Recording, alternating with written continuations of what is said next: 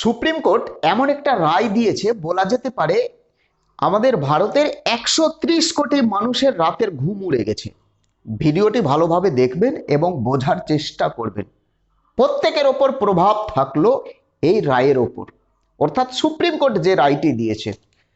Supreme court এমন একটা রায় দিয়েছে, বলা যেতে পারে যে রাষ্ট্রপতির আর কোনো ক্ষমতা থাকলো না। রাষ্ট্রপতির কোনো সিগনেচারের আর কোনো দাম থাকলো না। রাষ্ট্রপতির সমস্ত ক্ষমতা কেড়ে নিলেন সুপ্রিম কোর্ট। আর্টিকেল 142 অর্থাৎ অনুচ্ছেদ 142-এর কথা উল্লেখ করে আক্ষেপ প্রকাশ করেছেন সুপ্রিম কোর্টের এই রায়ের ওপর আমাদের দেশের উপরাষ্ট্রপতি জগদীপ ধনকর। আমি সমস্ত বিষয়ে আসছি। একেবারে ঐতিহাসিক রায়।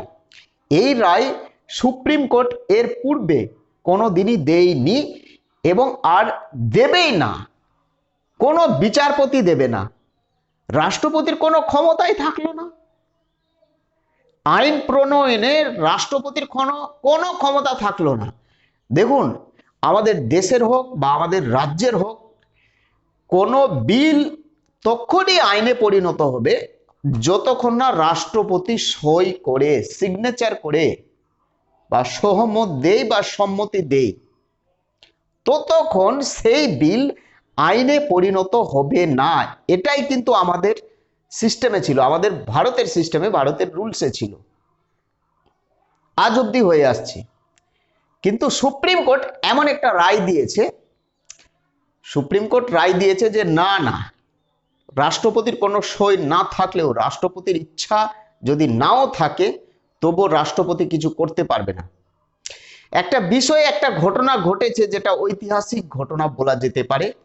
আমি 3 মিনিটের মধ্যে সমস্ত বিষয় আপনাদের সামনে তুলে ধরছি। একেবারে রেগে ভূত হয়ে গেছে সুপ্রিম কোর্টের উপর দেশের উপরাষ্ট্রপতি জগদীপ ধনকর। আমার হাতে একটি কাগজ রয়েছে, দেখুন এই কাগজটি খুব গুরুত্বপূর্ণ কাগজ। এটা হচ্ছে, দেখুন, এটা সুপ্রিম কোর্টের কোনো কাগজ নয়। এটা হচ্ছে West Bengal board of secondary education, যিনি প্রাইমারি পরীক্ষা নিয়েছিলেন আমাদের রাজ্যে 2014 প্রাইমারি টেট। এটা হচ্ছে ডিজিটাল ওএমআর সিট। 2014 প্রাইমারি টেটের ডিজিটাল ওএমআর সিট। দেখুন, দু রকম রয়েছে, এই যে একটা, এই যে একটা, ঠিক আছে। একই ব্যক্তি যিনি আরটিআই করেছিলেন 2022 সালে, West Bengal board of primary education তাকে রিপ্লাই দেয় যে তিনি 70 পেয়েছেন, এবং আবার পরে তিনি রিপ্লাই দেন যে না, তিনি 76 পেয়েছেন। বলা যেতে পারে এটা মার্কশিট বা ওএমআর সিট। অঙ্কতে কত, বাংলাতে কত, ইংলিশে, ইভিএসে কোথায় কত নাম্বার পেয়েছে, সমস্ত বিষয় এখানে উল্লেখ রয়েছে। এবং দু জায়গায় দু রকম মার্কস রয়েছে। একবার ওএমআর সিট দিয়েছে, এখানে 70 দেখিয়েছে, আরেকবার ওএমআর সিট দিয়েছে, এখানে 76 দেখানো হয়েছে। ভাবতে পারছেন? আমাদের রাজ্যের ঘটনা বলছি। এই নিয়ে 2014 পুরো প্যানেল কিন্তু বাতিল হতে চলেছে। যাই হোক, 2014 প্যানেল নিয়ে অন্য একটা ভিডিও দিচ্ছি। এই আরটিআই নিয়ে একটাই কাগজ 2014 পুরো প্যানেল বাতিল করে দিতে পারে। লিগাল ইলিগালের বিষয় প্রশ্ন বা অন্য বিষয়, কতটা এখানে চুরি দুর্নীতি হয়েছে সেটা অন্য বিষয়। কিন্তু দেখুন, দু রকম ওএমআর সিট। একটা ব্যক্তি আপনি পরীক্ষা দিয়েছেন, একটাই ওএমআর সিট থাকবে, কিন্তু রাজ্যের কাছে West Bengal board of primary education যেটা বোর্ড রয়েছে, তার কাছে দু রকম ওএমআর সিট। ভাবতে পারছেন? নাম্বার কম বেশি রয়েছে। অনেক ঘটনা ঘটেছে। 2014 এসএসসির মতো, অর্থাৎ 2016-র মতো ঢাকি সমেত বিসর্জন হতে চলেছে। আমি এবার মূল বিষয়ে আসছি। মূল বিষয় হচ্ছে তামিলনাড়ু সরকারের সঙ্গে রাজ্যপালের একটা বিরোধ। তামিলনাড়ু সরকার আইনসভা থেকে, অর্থাৎ বলা যেতে পারে বিধানসভা থেকে একটি বিল পাশ করে, সেই বিল গড়িয়ে গড়িয়ে যায় রাষ্ট্রপতির কাছে।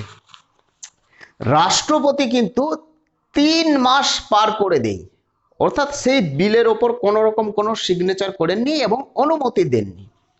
3 মাস যখন পার হয়ে গেছে তখন তামিলনাড়ু সরকার সুপ্রিম কোর্টে মামলা করেছে যে আমরা আইনসভায় অর্থাৎ বিধানসভাতে এই বিলটি আমরা পাশ করলাম, কিন্তু এই বিলটাকে আইন হিসাবে আমরা কার্যকর করতে পারছি না রাষ্ট্রপতির জন্য, রাষ্ট্রপতি সই করছে না, অনেকটা সময় নিয়ে নিচ্ছে ও কারণে।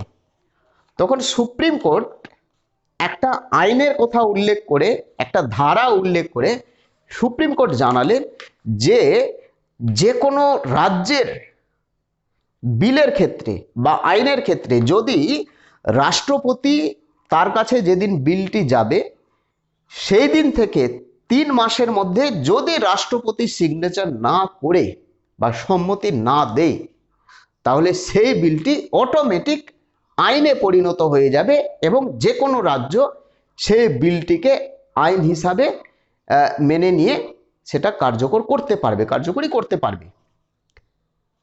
তাহলে কি হলো? রাষ্ট্রপতির কোনো দামই থাকলো না, রাষ্ট্রপতির সইয়ের কোনো দাম থাকলো না। ধারা বা অনুচ্ছেদ 142, ধারা 142-এর কথা উল্লেখ করে জগদীপ ধনকর সুপ্রিম কোর্টের ওপর একেবারে আক্ষেপ প্রকাশ করেছেন, তোপ ডেকেছেন যে রাষ্ট্রপতির সমস্ত ক্ষমতা তাহলে সুপ্রিম কোর্ট কেড়ে নিয়েছে, রাষ্ট্রপতির আর কোনো ক্ষমতা থাকলো না, তার সিগনেচারের কোনো দাম থাকলো না। ধারা 142 এগেরা বেগেরা সব মায়ের ভোগে একেবারে অ্যাটম বোম এগেরা বেগেরা বলে একাকার করে দিয়েছে। অর্থাৎ সুপ্রিম কোর্টের সঙ্গে উপরাষ্ট্রপতির একটা দ্বন্দ্ব, একটা রায়কে কেন্দ্র করে দ্বন্দ্ব। সত্যি তো, রাষ্ট্রপতির সই ছাড়া কোনো বিল আইনে পরিণত হয়ে যাবে এটা আজ অবধি আমরা দেখিনি, এবং সেই বিষয়টা যে একটা আইনে লেখা ছিল সেটা আমরা জানছিলাম না, যেটা সুপ্রিম কোর্ট আমাদেরকে চোখ খুলিয়ে দিয়েছে। প্রত্যেকে ভালো থাকবে, সুস্থ থাকবেন। কিছু বলার থাকলে কমেন্ট করে জানাবেন। জয় হিন্দ।